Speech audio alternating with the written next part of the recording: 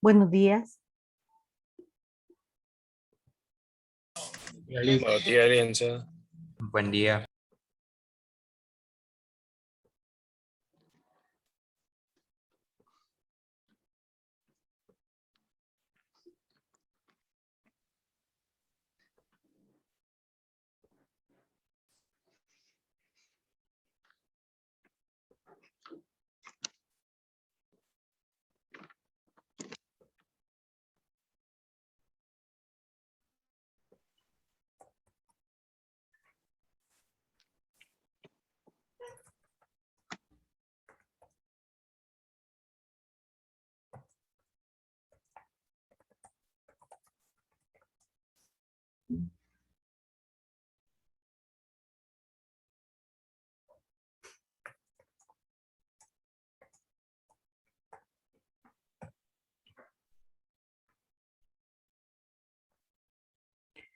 No los escucho, pero creo que ustedes sí me escuchan a mí.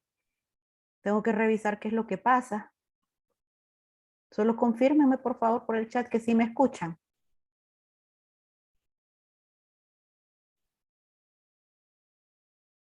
Ok. Te voy a revisar más tarde qué es lo que pasa.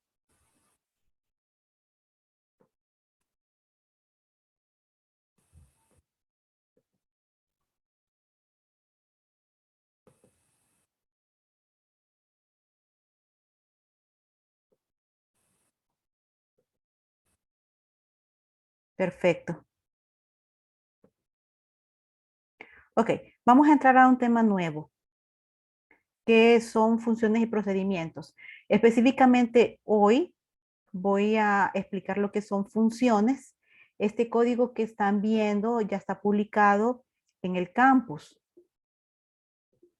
Me voy a centrar en este momento en la parte del código que tiene que ver con la implementación de las funciones, para explicar, ¿verdad?, cómo se construye una función y cómo se invoca la misma. Después, cuando termine de explicar lo relacionado con las funciones, voy a explicar ya el código completo.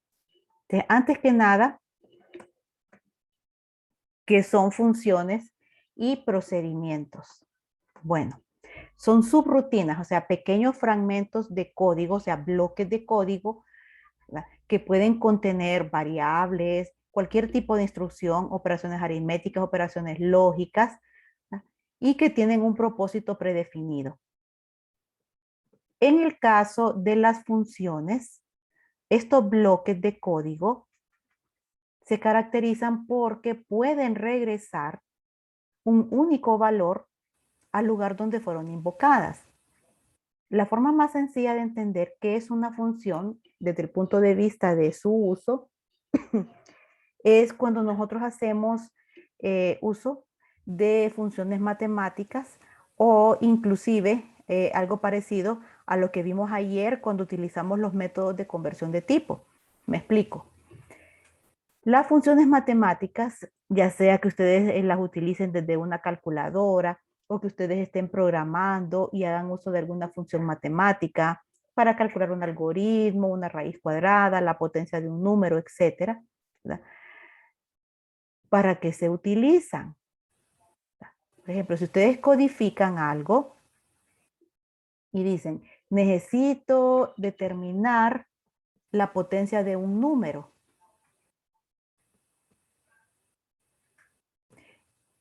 ¿Qué sucede? Yo ya no tengo que codificar, o sea, construir el código, ¿verdad?, que sería pues definir un ciclo de repetición que se va a repetir n cantidad de veces, dependiendo si voy a elevar al cubo o voy a elevar a la potencia 5, etcétera. Entonces así se va a repetir el ciclo de repetición, valga la redundancia, ¿verdad?, y voy a ir acumulando la multiplicación de esos números. Básicamente eso sería la codificación. Si yo me decido hacerlo por mi cuenta. Pero la verdad es que ya no lo tengo que codificar, porque ya los compiladores de los lenguajes incluyen una librería de funciones matemáticas. Yo lo único que tengo que hacer es averiguar en el lenguaje que estoy utilizando cómo se llama la función para determinar la potencia de un número Por ejemplo, se llama POU, por decir algo. Escribo en el lugar del código donde yo necesito calcular la potencia, escribo el nombre de la función y le digo o le proporciono los datos. Por ejemplo, quiero calcular la potencia de 5 elevado a 6. Te digo 5, 6 y el nombre de la función. Y eso es todo, ¿verdad? Ahí ya no me interesa, ¿verdad? Cómo le va a hacer la función para determinar el resultado. Bien, cuando la función se ejecute, entonces me va a dar el resultado. 5 a la 6 es tal número. ¿Sí? De eso se trata las subrutinas, ya sean funciones o procedimientos. Solo que esas están incorporadas ya en la librería. Y lo que nosotros vamos a aprender ahorita es a construir nuestras propias funciones. Vamos a ver los aspectos básicos y a medida que vayamos pues trabajando en la clase, vamos a ir incorporando más elementos. ¿De acuerdo? Entonces, acá voy a explicar lo que es este código, que es el llamado a la función, y este bloque de código, que es el cuerpo de la función. Voy a empezar con el cuerpo de la función. Veamos aquí, voy a poner a forma de comentario qué se necesita tener en el cuerpo de la función, específicamente en el encabezado. El encabezado es la primera línea, esta que yo estoy aquí sombreando, y la cual obligatoriamente tiene que tener ciertos elementos. Para empezar a construir la función, empiezo por el encabezado. El primer elemento se le llama ámbito, que puede ser public o private. En este ejemplo, mi función es de ámbito privado. ¿Qué es el ámbito? El ámbito significa quiénes o qué elementos, mejor dicho, qué elementos de mi proyecto pueden hacer uso de la función. O sea, que si yo la defino privada, significa que solo yo, o sea, yo, el lugar o el elemento que creó la función, puede hacer uso de la misma. O sea, la creé para mi uso específico. Pero si la defino como public, por ejemplo, public, estoy dando permiso para que otros elementos de mi aplicación, de mi proyecto, puedan hacer uso de la misma. De cualquier elemento de mi proyecto, sea que tenga yo de más adelante, que trabajemos con pantallas, que tenga diversas pantallas, yo estoy diciéndole, ok, a pesar de que la función es mía, ustedes la van a poder utilizar. ¿Por qué? Pues ya no van a tener ustedes que codificar la suma, porque yo les estoy dando permiso de que utilicen la función que yo codifiqué para realizar esa operación específica. Entonces, es cuando entramos al concepto de lo que es reutilizable. Reutilizable es el código que nosotros podemos ejecutar o hacer uso de él en diversos puntos. Yo solo lo escribo una vez. ¿Sí? Esto, la suma, yo solo la escribo una vez y si yo en un proyecto completo necesito calcular la suma de dos números, digamos, en 5 puntos diferentes de mi código, ya no tengo que escribir la operación de la suma, simplemente llamo a la función. Obviamente, esto me ahorra código. Ese es uno de los objetivos de las subrutinas, específicamente de las funciones. Ahorrar código y reutilizar el que ya se tiene. Bueno, entonces ese es el ámbito. Acá, yo la tenía como private. Vamos a dejarla así. Después viene esta palabra acá, static. No me voy a adentrar mucho en este concepto porque está muy relacionado con lo que es la programación orientada a objetos. Y eso es algo que nosotros lo vamos a ver hasta en el tercer parcial. Pero vamos a definir lo que es static.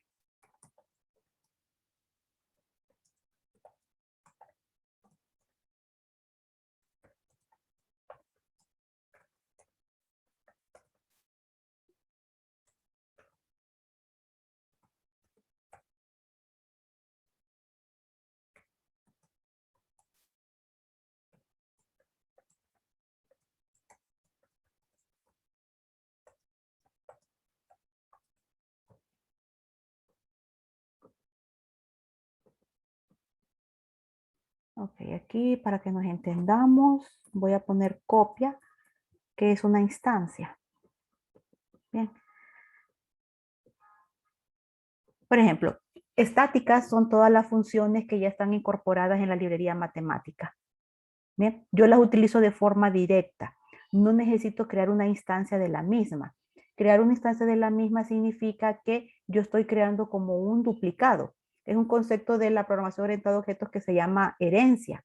Estoy creando un duplicado de esa función y es el duplicado el que yo voy a utilizar. O sea, es la instancia del objeto la que yo voy a utilizar. Es como les digo, ahorita no se preocupen por eso. Simplemente le agregan static. Después de ello tenemos el tipo de valor de retorno. Bien. El tipo de valor de retorno que aquí está. Y aquí en este ejemplo yo estoy indicando que la función va a regresar un resultado y que ese resultado es de tipo entero, por eso el int. Pero obviamente, dependiendo de lo que se vaya a regresar, yo puedo cambiar este int. Yo puedo decir, va a retornar un double, va a retornar un short. ¿Ok? Aquí puedo cambiar el tipo de dato.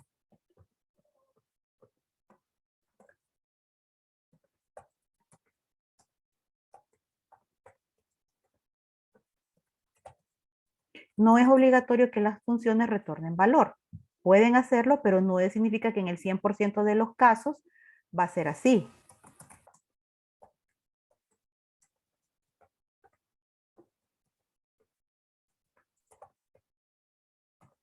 Entonces aquí está. Tipo de valor de retorno. ¿Cuál es el siguiente elemento en el encabezado de la función?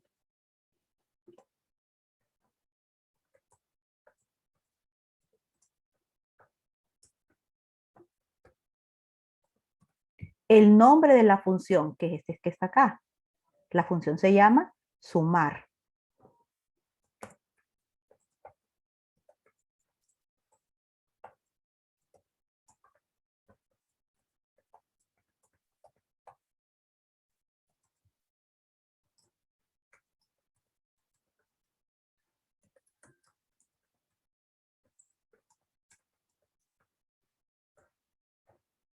Es para identificarla y también por ese nombre, cuando yo necesite, en este caso que es la función sumar, cuando yo necesite hacer la suma de los dos números, pues la voy a llamar a la función por medio de su nombre. Miren, aquí la estoy llamando.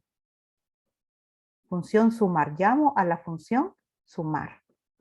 Pues aquí tenemos el nombre y el último elemento que vamos a ver.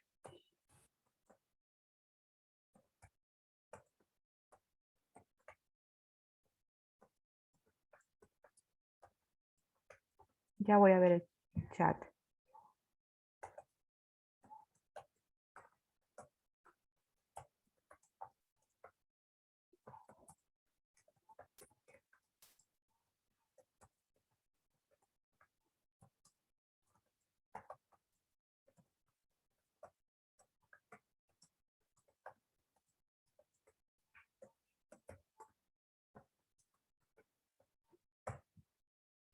Permítanme.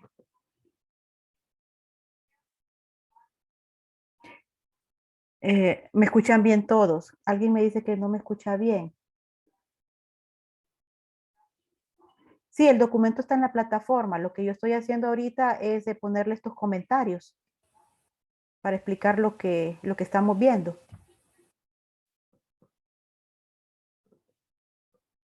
Entonces, lista de parámetros. Dice que va después del nombre y entre paréntesis. ¿Qué son los parámetros? Los parámetros son los datos que la función recibe. Ok, tampoco es obligatorio, aquí lo voy a poner.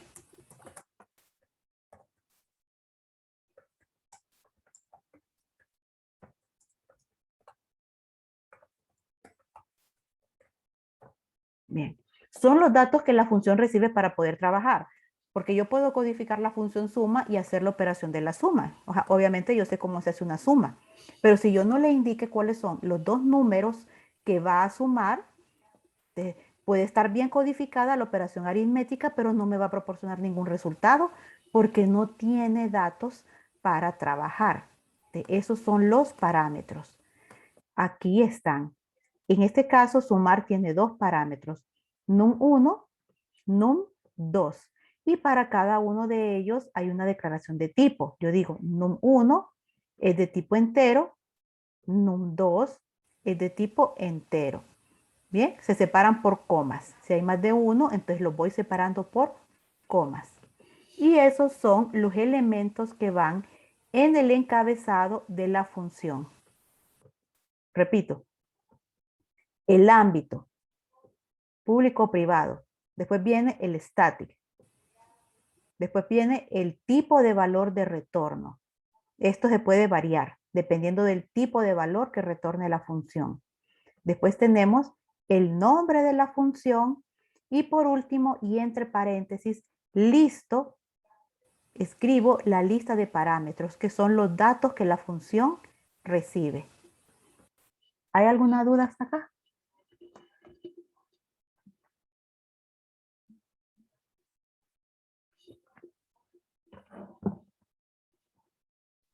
Todo bien. Si hablan no los escucho. Si tienen alguna consulta al chat, tengo que revisar qué es lo que pasa.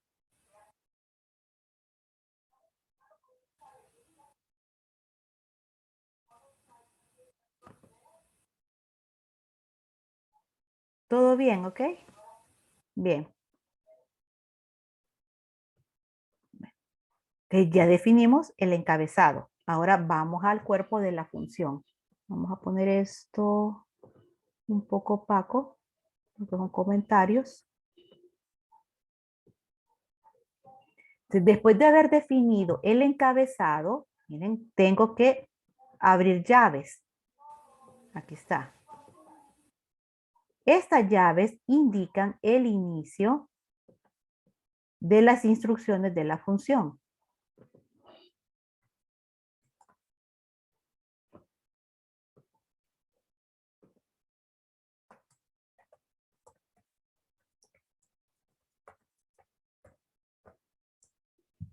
Así que también estas llaves, pero que estas llaves que se cierran, significan el final de la función. Entonces el cuerpo de la función está delimitado por estas llaves.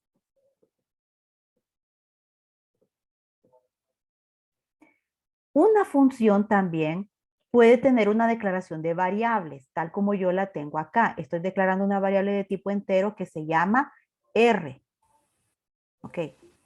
Aquí puse como comentario, cuando yo declaro una variable o varias variables dentro de una función, tienen un ámbito que se le llama local. Entonces, acuérdense que el ámbito no solo es para las funciones, sino que también para las variables. Es en qué punto del código yo puedo hacer uso de cierto elemento. Si yo digo ámbito para la función es en qué punto de mi proyecto yo puedo hacer uso de la función.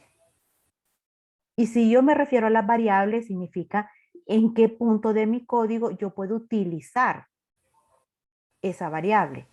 Si está declarada dentro de la función, como el caso de R, ese se le llama variable local. Es local a la función donde fue creada. O sea, es local a la variable, perdón, a la función sumar. Por lo tanto, solo puede ser utilizada en esa función. Que R está delimitado su uso a ese bloque de código que yo tengo ahí sombreado, que es todo el código de la función sumar. Fuera de ahí, la variable ya no existe.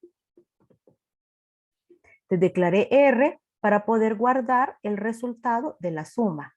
Entonces aquí está la suma y digo, la voy a guardar en R. Y después, esta línea de acá es el retorno del valor.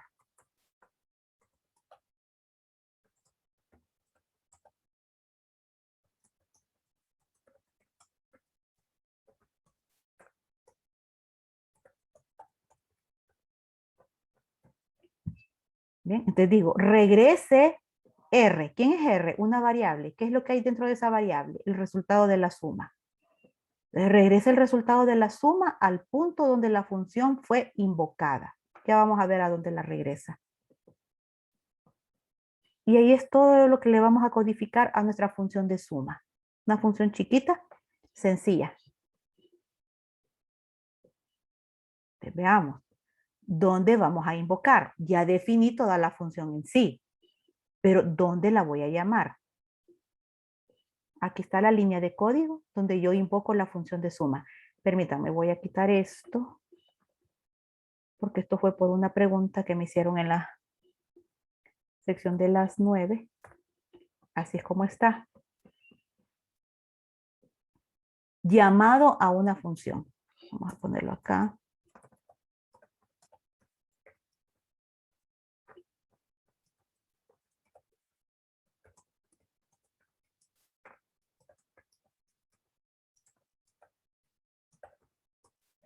El llamado a la función debe realizarse dentro de una instrucción de asignación.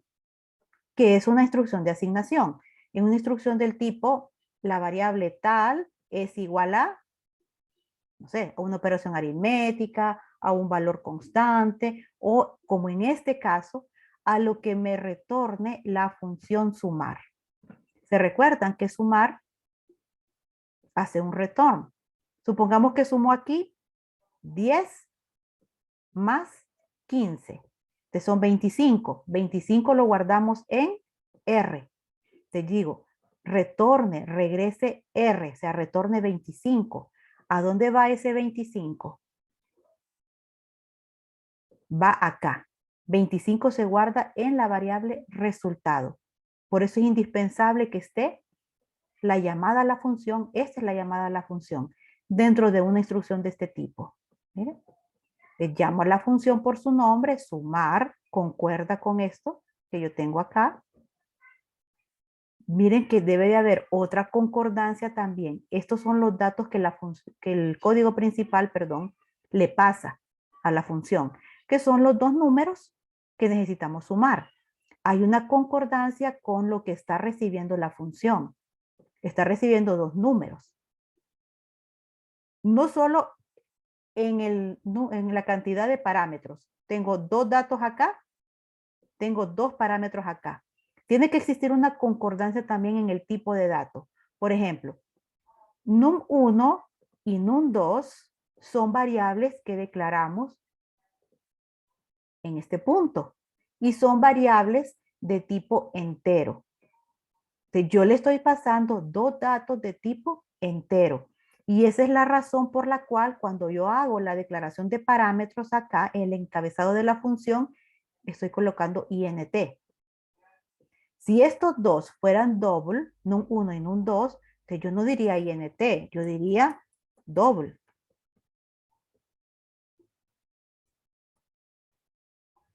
¿Bien? Pero como son int, les digo int. Ahí lo tienen. ¿Bien? ¿Qué pasa en el momento en que se invoca una función? O sea, ¿qué pasa cuando se ejecuta esta línea de código? Que el flujo normal del programa se interrumpe. O sea, yo no voy a ir a la siguiente línea a ejecutarla. No. En este momento, cuando se invoca, va a venir el compilador y va a buscar la función sumar para ejecutarla. Entonces, una vez que la encuentra, la función sumar ejecuta el código que está dentro de ella. O sea, va a ejecutar todo esto. Y cuando hace el retorno o cuando llega al final de la función, es donde se retorna al flujo normal del programa. O sea, retornó el valor y después sigo con la siguiente instrucción. Eso sería todo por la función de sumar. Chequeen por favor por si hay alguna consulta.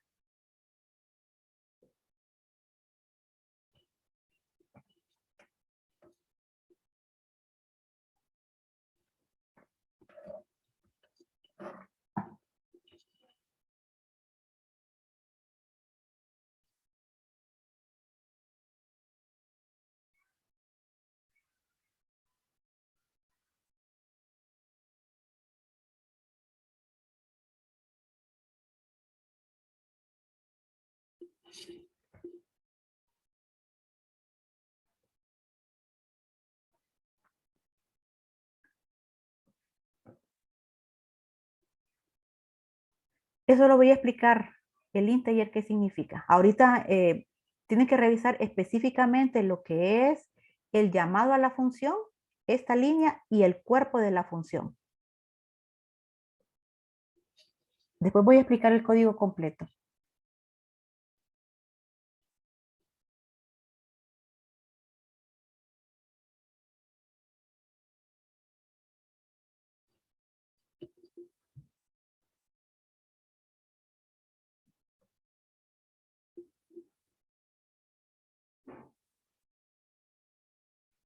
Ok, entonces si no hay más dudas, vean que aquí, bueno, llamé a la función de suma, proporcionó el resultado y en esta línea de acá con el show message dialog, muestro al usuario el resultado de la suma. Aquí está, el resultado de la suma es, e imprimo el valor de la variable.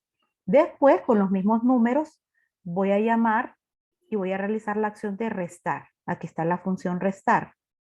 Miren, lo que retorne la función se guarda en la variable de resultado. Le estoy pasando los mismos datos, num1 y num2. El cuerpo, o sea, la función restar, está aquí. Ámbito privado, función estática, va a retornar un valor de tipo entero, el nombre de la función, y tiene dos parámetros, num1, num2, ambos de tipo entero, int, int. Y la lógica aquí no cambia mucho. Aquí tengo mi variable local r, donde yo voy a guardar la resta, y después ese resultado de la resta lo regreso. ¿Dónde se va a regresar? En la línea donde fue invocada. Aquí fue invocada, entonces el resultado de la resta se guarda aquí, resultado. ¿Bien? Y después imprimo. Show message dialog, el resultado de la resta es, e imprimo el valor de la variable resultado.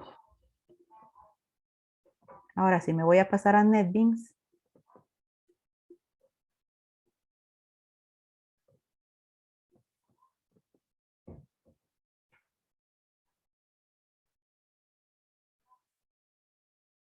Permítanme. Ok.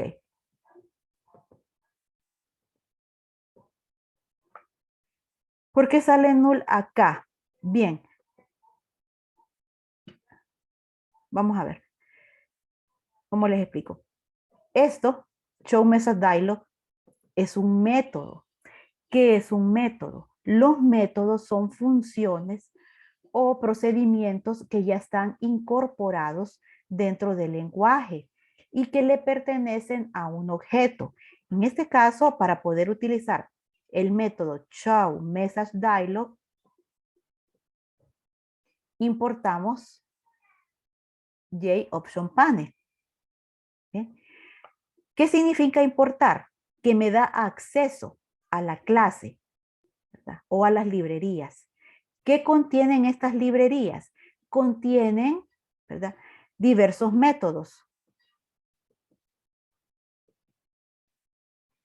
Uno de ellos es el Show Message Dialog, al cual yo tengo acceso a través de JOptionPane. Los métodos, como les digo, son funciones, solo que ya están preestablecidos dentro del lenguaje. Al ser funciones, pueden tener parámetros, tal como los nuestros, miren, tal como estos. Esto tiene parámetros. Entonces, los métodos también que están incorporados en el lenguaje tienen métodos, tienen parámetros. En el caso del Show Message Dialog, aquí le estoy proporcionando cierta información para que trabaje. Ya voy a ver el chat. Una de ellas es lo que tiene que imprimirse dentro de esa ventanita de diálogo. Ese es uno de los datos que le estoy dando. Ahora, ¿por qué le pongo null acá? Porque este dato o parámetro yo no estoy haciendo uso de él. ¿Y qué es lo que significa este primer parámetro? ¿Para qué se utiliza?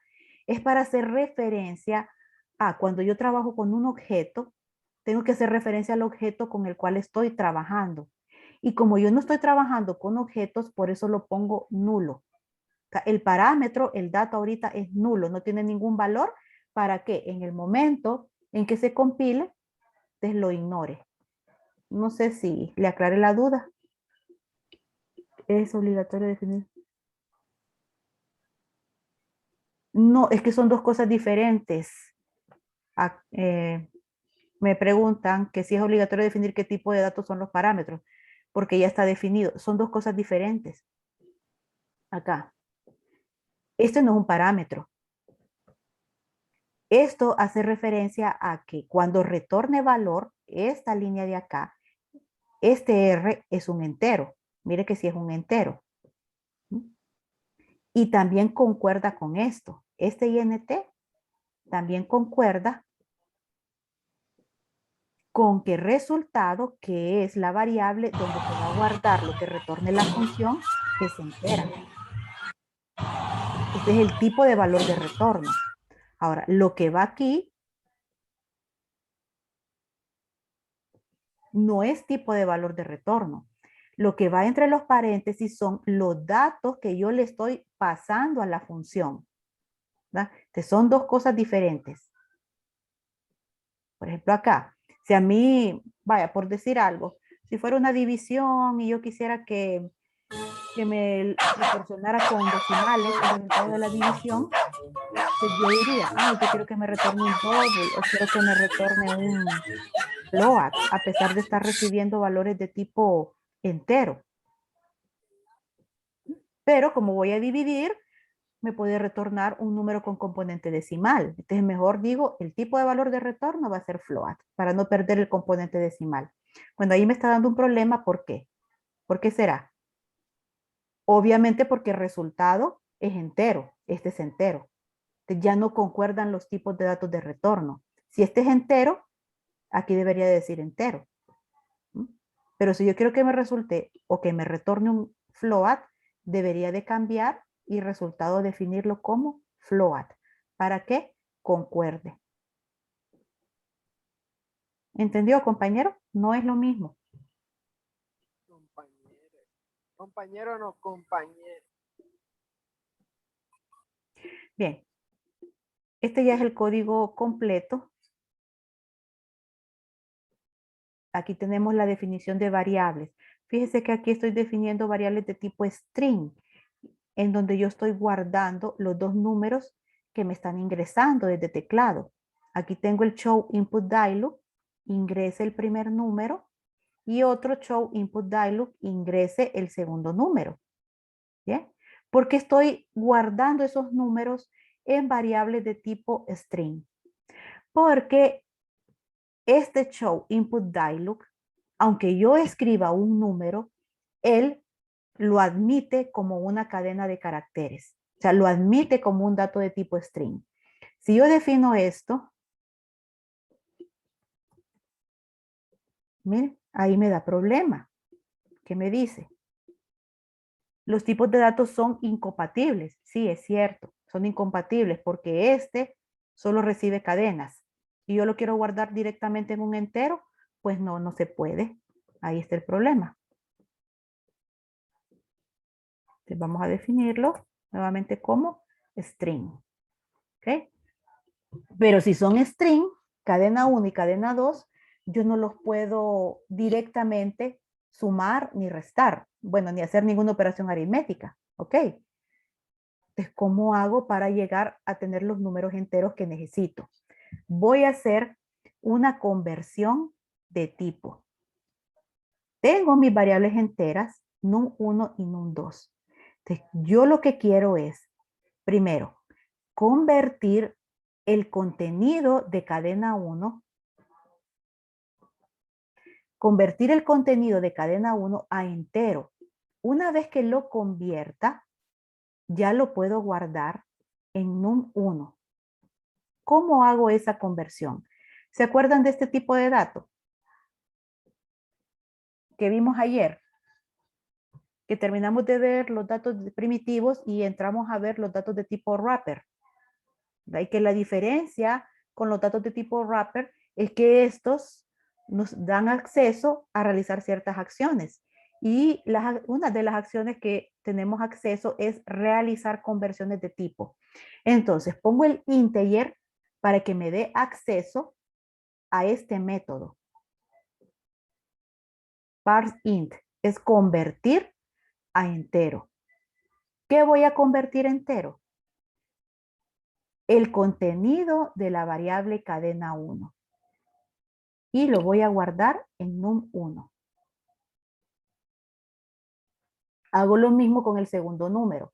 El contenido de cadena 2 lo voy a convertir a entero con el parseInt y lo guardo en num2.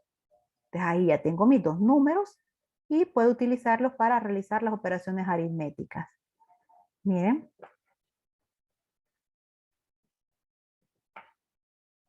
Vean que con solo poner parseInt no puedo hacerlo, me da un problema. ¿Por qué? Porque es un método que le pertenece a alguien, que le pertenece a una clase o a un objeto, en este caso integer, y solo puede ser referenciado a través del objeto al cual pertenece. Bien, ahí puse integer punto y me da acceso a diversos métodos. GetInteger, el máximo, el mínimo, etc. Son operaciones que puedo realizar con el tipo de dato integer.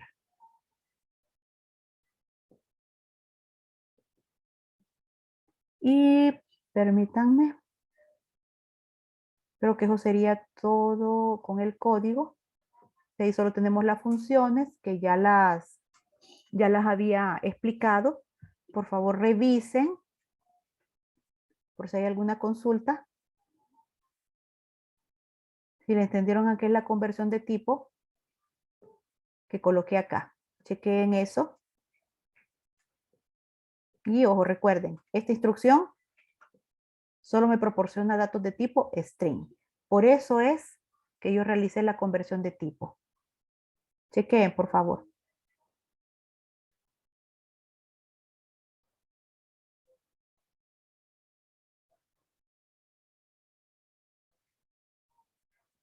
Este código, ya voy a leer.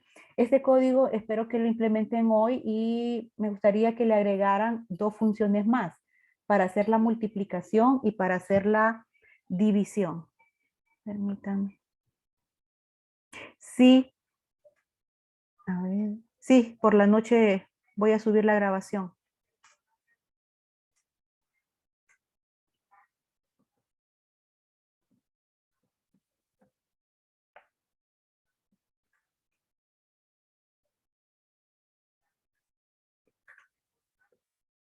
Igual ya está habilitado el tema en el foro de consultas, el tema del día martes. Por si ustedes trabajan después, implementan esto y le agregan las otras dos funciones de multiplicar y dividir, si tienen alguna consulta, entonces le escriben al foro. Yo lo voy a chequear en la noche. El día de mañana es feriado, ¿ok? Entonces nos conectaríamos nuevamente hasta el día jueves. Queda menos de un minuto, disculpen. Entonces, vamos a dar por finalizado. Okay, por favor, implementen, en la medida que yo les voy diciendo que implementen, ese día por favor trabajen en los programas y tenganlos listos para que después no se les vaya a retrasar todo el trabajo. ¿De acuerdo?